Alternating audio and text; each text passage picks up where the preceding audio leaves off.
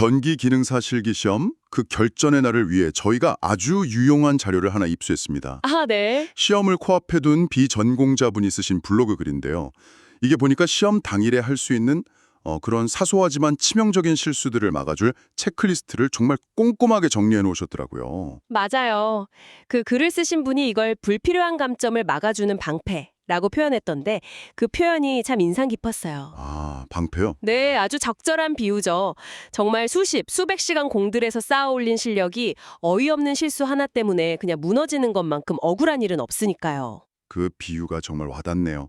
방패라니. 그럼 오늘 저의 목표는 아주 명확해졌습니다. 네. 이 자료를 바탕으로 당신이 시험장에서 들고 갈 가장 튼튼하고 완벽한 최종 점검 방패를 함께 만들어 보는 겁니다. 막연한 불안감을 합격에 대한 단단한 확신으로 바꾸는 시간, 지금 바로 시작해 보겠습니다. 자, 그럼 가장 기본적인 것부터 한번 시작해 보죠. 네. 자료에서 나의 생명줄이라고까지 표현을 했던데 이것 때문에 시험장에 들어가 보지도 못하고 그냥 집으로 돌아가는 분들이 정말 매년 나온다고 하더라고요. 아, 바로 신분증하고 수험표죠. 맞습니다. 이게 너무 당연한 이야기라 오히려 시험 당일 아침에 막 허둥지둥하다가 빠뜨리기 쉬운 항목이에요. 그렇죠.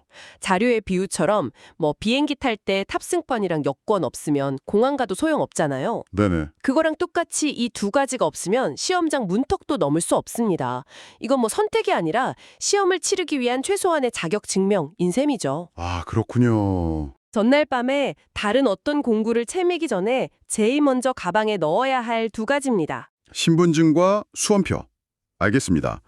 그리고 복장에 대한 조언도 있네요. 네, 이것도 중요하죠. 아무래도 몇 시간 동안 서서 집중해서 작업해야 하는 시험이니까 그냥 편한 옷이 최고일 것 같긴 한데 특별히 더 신경 써야 할 부분이 있을까요? 네, 이건 단순히 그냥 편안함의 문제를 넘어서 안전하고 직결되는 아주 중요한 부분입니다. 아, 안전? 네, 자료에서도 단정하고 움직임 편한 복장을 기본으로 강조하고 있고요. 제가 특히 강조하고 싶은 건 신발이에요, 신발. 신발이요? 네, 발을 제대로 보호하지 못하는 슬리퍼나 샌들, 뭐 심지어 크록스 같은 신발은 절대 안 됩니다. 아, 정말요? 제가 실제로 예전에 감독관으로 참여했을 때 한 수험생이 이런 신발을 신고 왔다가 시험 시작도 전에 퇴실 조치된 그런 안타까운 경우를 본 적이 있어요. 와, 듣기만 해도 아찔하네요. 본인 엄청 당황했는데 어쩔 수 없죠. 규정은 규정이니까요.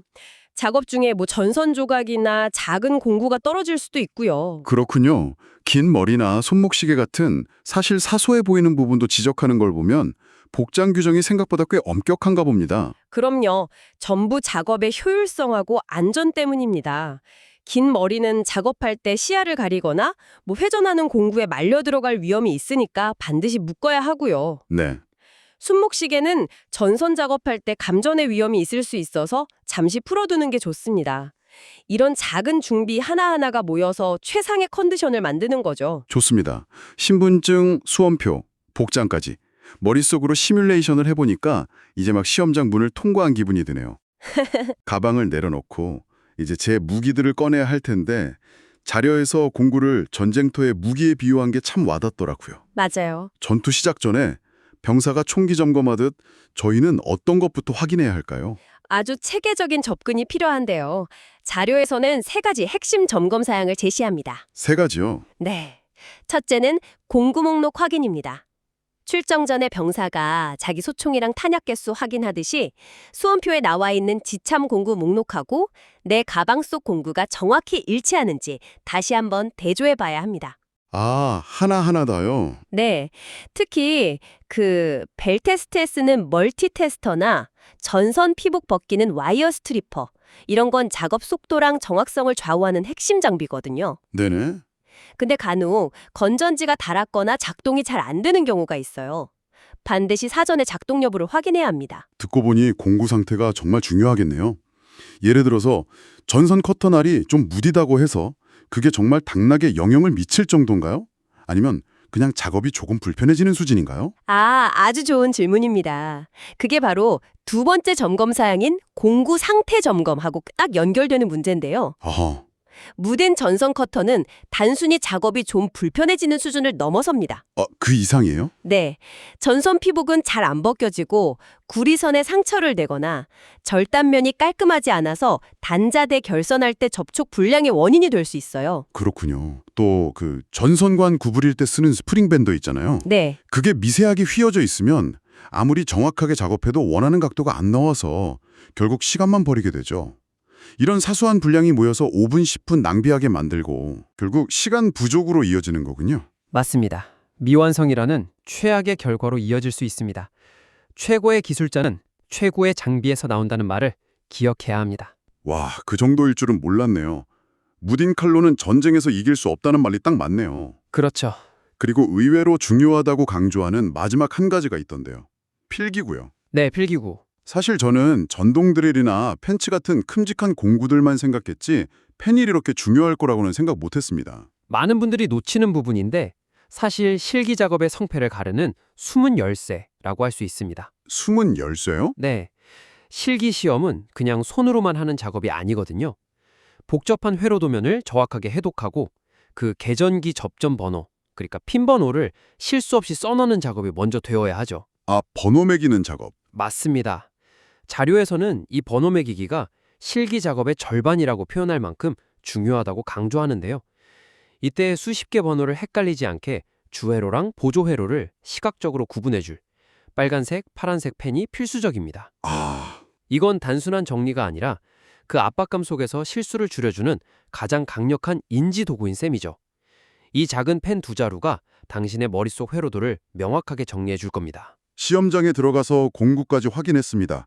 이제 작업 시작 직전 감독관이 여러 유의사항을 전달하는 시간이 오는데요. 네. 이 순간의 집중력이 합격을 좌우한다고 할 정도로 중요하다고 합니다.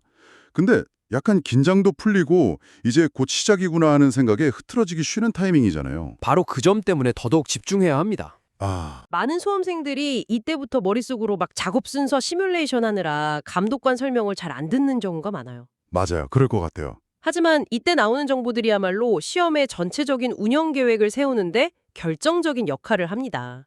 총 시험 시간이 4시간 30분인지 아니면 5시간인지 중간에 휴식 시간은 있는지 이런 것들을 정확히 파악해야 전체적인 페이스 조절이 가능해져요. 그걸 놓치면 큰일 나겠네요. 그렇죠. 초반에 너무 속도를 내다 후반에 지치거나 반대로 너무 여유 부리다 시간에 쫓기는 불상사가 생길 수밖에 없죠. 지급된 재료를 확인하는 것도 정말 중요해 보입니다. 만약에 작업하다가 중간에 필요한 부품이 없거나 불량인 걸 발견하면 어떻게 되나요? 상상만 해도 눈앞이 캄캄해지는데요? 그렇게 되면 온전히 본인 책임이 될 가능성이 매우 높습니다. 정말요? 네. 그래서 시험 시작 신호와 함께 지급된 재료 박스를 받으면 가장 먼저 목록이랑 실제 부품이 일치하는지, 수량은 맞는지, 깨진 부품은 없는지를 한 5분 안에 빠르게 확인해야 합니다. 네. 만약 문제가 있다면 그 즉시 조용히 손을 들어서 감독관에게 알려야 교체받을 수 있습니다. 원래부터 깨져 있었어요라는 주장은 나중에는 안 통합니다.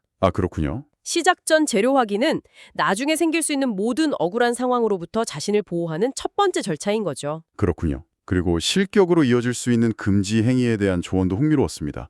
다른 사람 공구를 빌리거나 작업물을 엿보는 건 당연히 안 되겠지만 작업 중에 공구를 떨어뜨렸을 때도 감독관에게 먼저 알려야 한다는 점은 좀 의외였어요. 바로 그 부분이 이 시험이 단순한 기능 평가를 넘어서 안전의식까지 평가한다는 증거입니다. 안전의식. 네. 당황해서 무심코 허리를 숙여서 공구를 집으려고 할 수 있지만 실제 작업 현장에서는 그 행동이 2차 사고로 이어질 수 있거든요. 네네. 그래서 돌발 상황이 생겼을 때 임의로 행동하지 않고 정해진 절차에 따라 보고하고 지시를 기다리는 그 태도를 보는 겁니다. 이 시험의 모든 과정이 당신이 안전 절차를 숙지한 전문 기술자인가를 묻는 질문이라고 생각하시면 돼요. 알겠습니다. 사전 준비를 마치고 이제 실제 작업에 들어갔다고 가정해 봅시다. 네. 이 자료에서 가장 중요라고 느낌표까지 붙여가며 강조하는 부분들이 있던데 그 중에서도 단자대 결선은 정말 기술의 숙련도가 드러나는 지점 같더라고요. 맞습니다. 제어함 내부에 전선을 연결하는 그 단자대 결선 작업은 이 시험의 하이라이트 중 하나입니다. 여기서 수많은 연습의 결과가 다 드러나죠. 나사를 너무 꽉 조이면 플라스틱으로 된 단자대가 파손돼서 실격 사유가 될 수 있고요. 반대로 너무 헐겁게 조이면 전선이 빠지거나 접촉 불량이 생겨서 회로가 아예 동작하지 않는 최악의 결과를 낳습니다. 듣기만 해도 어렵네요. 파손과 헐거움 사이에 그 미세한 균형점을 찾아야 한다는 건데 혹시 그 감각을 익히는 특별한 요령이라도 있을까요? 특별한 요령이라기보다는 반복을 통한 체득이 중요합니다. 반복이요? 네.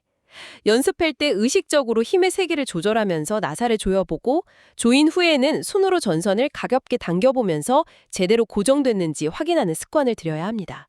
이 손맛이야말로 글이나 말로는 절대 배울 수 없는 오직 땀으로만 얻을 수 있는 진짜 기술입니다. 아, 손맛. 감독관들은 단자대 결선 상태만 봐도 그 수험생의 숙련도를 대원에 파악할 수 있을 정도니까요. 그렇군요. 그럼 알록달록한 전선 색상은 어떤가요? 주회로에 쓰는 갈색, 흑색, 회색, 녹황색. 이 색깔을 잘못 사용하면 즉시 실격인가요? 아니면 감점 정도로 끝나는 건가요? 즉시 실격 사유가 되는 경우는 드물지만 아주 중요한 감점 요인이 됩니다. 감점. 근데 더 중요한 문제가 있어요. 전선 색상은 전기 기술자들 사이에 일종의 약속이자 언어입니다. 약속이요? 네, 이 약속을 지키지 않으면 스스로 다급하면서 회로를 혼동하게 되고 결국 치명적인 결선 오류로 이어질 가능성이 높아져요. 예를 들어 갈색 선을 써야 할 곳에 흑색 선을 썼다. 그러면 나중에 다른 부분을 연결할 때 그 흑색 선이 어떤 역할을 하는지 헷갈리게 되는 거죠. 아하. 정해진 색상 규칙을 지키는 건 작업의 정확성과 안정성을 위한 가장 기본적인 약속입니다. 마지막으로 완성도와 관련된 치수 문제가 있네요. 도면에 제시된 치수를 정확히 지키는 게 중요하다고 하는데 또 1, 2cm 정도 오차는 허용될 수 있다고도 하고요. 이 부분은 어느 정도까지 신경 써야 할까요? 네, 그 배관의 길이나 컨트롤 박스 부착 위치 등에서 1, 2cm 정도 오차는 작업 특성상 발생할 수 있습니다. 네. 하지만 그 범위를 과도하게 벗어나는 건 문제죠. 예를 들어 5cm 이상 차이가 난다.